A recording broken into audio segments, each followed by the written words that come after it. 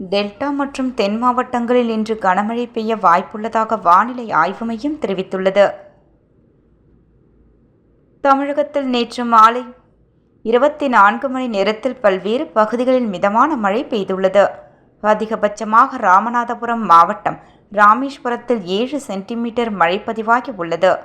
கிழக்கு திசை காற்றின் வேக மாறுபாடு காரணமாக தமிழகத்தில் ஒரு சில இடங்களிலும் புதுச்சேரி காரைக்காலிலும் இன்று இடி மின்னுடன் மிதமான மழை பெய்ய வாய்ப்புள்ளது. தஞ்சாவூர், திருவாரூர், நாகப்பட்டினம், மயிலாடுதுறை, புதுக்கோட்டை, ராமநாதபுரம், தூத்துக்குடி, திருநெல்வேலி, கன்னியாகுமரி மாவட்டங்கள் மற்றும் காரைக்கால் பகுதிகளில் இன்று கனமழை பெய்ய வாய்ப்புள்ளது. தஞ்சாவூர், புதுக்கோட்டை, ராமநாதபுரம், சிவகங்கை, விருதுநகர், தேனி, மதுரை, திண்டுக்கல், தென்காசி, தூத்துக்குடி, திருநெல்வேலி, கன்னியாகுமரி மாவட்டங்களில் நாளை கனமழை பெய்ய வாய்ப்புள்ளது. சென்னை மற்றும் புறநகர் பகுதிகளில் இன்று வானம் ஓரளவு மேகமூட்டமாக காணப்படும். ஒரு சில இடங்களில் லேசான மழை பெய்ய வாய்ப்புள்ளது.